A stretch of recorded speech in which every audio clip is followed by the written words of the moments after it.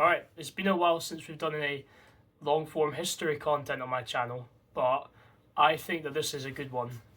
So hopefully you guys stick around to the end to educate yourselves on the history of ancient Babylon, which is a very interesting city, and it's surprisingly not well known about, despite the fact that it was so influential in early human history, and it was around for over 3,000 years. Not enough people, in my opinion, know about the history of ancient Babylon, which is why I decided to do a video on it.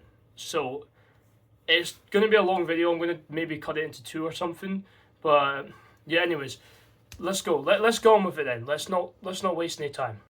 So where do we begin? I mean, no one really knows exactly the starting point of Babylon, because it was over 4,000 years ago. So the earliest references we have in the late 3rd millennium BC, about 2200 BC, is basically from the nearby city of Ur, which controlled Babylon at the time. They mention appointing the rulers and whatnot of Babylon. Unfortunately, for the next 200 years, we can't really find out anything about the city. There's no mentions of anything because, surprisingly, we don't actually have much of anything from around that time to tell us much. So the next reference we get is around 1950 BC, when the city of Babylon appears to have become independent, an independent city-state.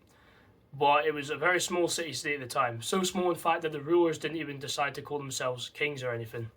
For the next kind of century or so, Babylon kind of stayed this way. It was independent, but it was overshadowed by much more powerful city-states in the region, such as Elam, Isin, and Larsa.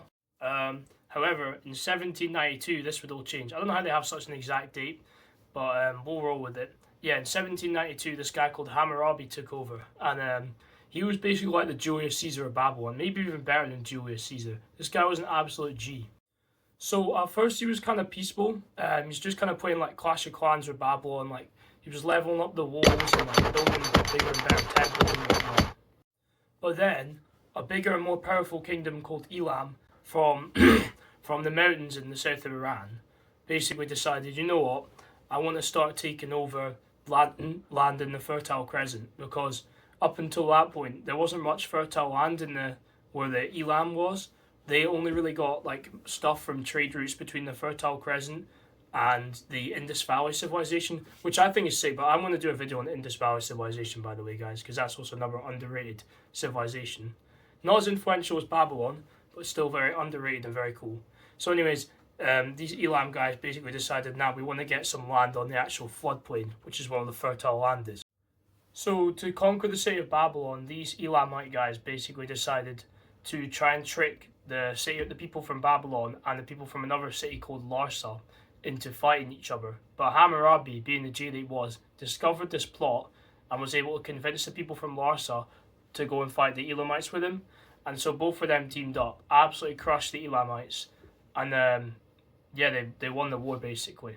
But the people from the people from Larsa didn't really help that much in the war. So Hammurabi was pissed at them. So, because he's basically just taken over all of Elam, he's like, oh, well, we might as well just go and invade these Larsa guys then as well, because they weren't really, good allies. And so he takes them over. Now he's got pretty much all of the southern bit of Mesopotamia under his control, and he's on a bit of a roll. So he decides, well, we might as well just go up north and take over the rest of Mesopotamia as well. Goes up north. A couple people, they know a winner when they see one, so they decide to ally with him. And the rest are like, oh, we just got to surrender, there's no way we can win. So he's basically just gone from being attacked by a much bigger, more powerful kingdom to ruin the entire region, which I respect heavy. So yeah, Hammurabi's now the top dog and he controls all of Mesopotamia, but there's trouble looming over the northern horizon. There's the Assyrian Empire from the city of Assur, which is up north above Mesopotamia, who are feared warriors, were trying to fight Hammurabi and the Babylonians. So they were well known for their martial prowess. The war lasted a very, very long time and it was very bloody and brutal. But eventually Hammurabi was able to gain the upper hand and conquer Assyria and make them a vassal of the Babylonian Empire.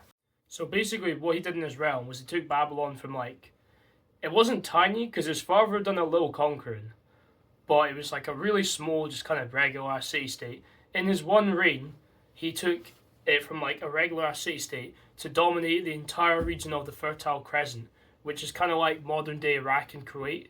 But like back then, it was basically all there was. Because, well, it wasn't all there was. There was Egypt and stuff, but it was like the center point of civilization because that is where debatably farming originated due to the, well, it was very fertile due to the two rivers, I think, the Tigris and Euphrates rivers.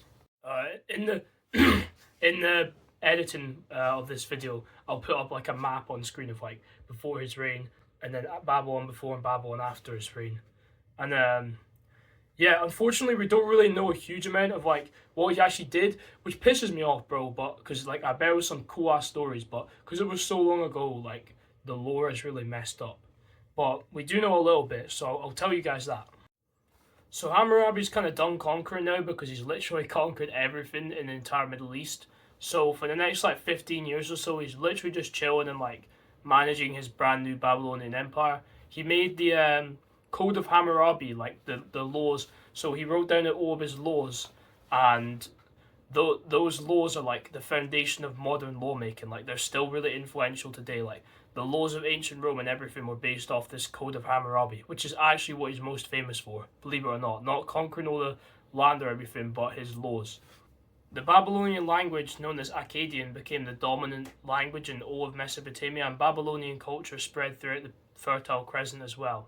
However, after Hammurabi died in 1750 BC, well, his successors didn't really know how to manage such a vast empire as well as he did, so it kind of slowly fell to pieces. And eventually Babylon ended up just back to where it was, but it had a lot more like history now, and the Babylonian language was used throughout the Fertile Crescent. The absolute low point of the Babylonian Empire came at 1595 BC when the city got sacked by the Hittites, who are basically like this really powerful empire from Anatolia, which is basically what you call Turkey today, and they sacked the city. And that was kind of like the low point of Babylon. And because this video might be dragging on a bit and I'm trying to make my videos longer, I'm going to end that here, but I will be back soon with the rest of the history of this amazing ancient city.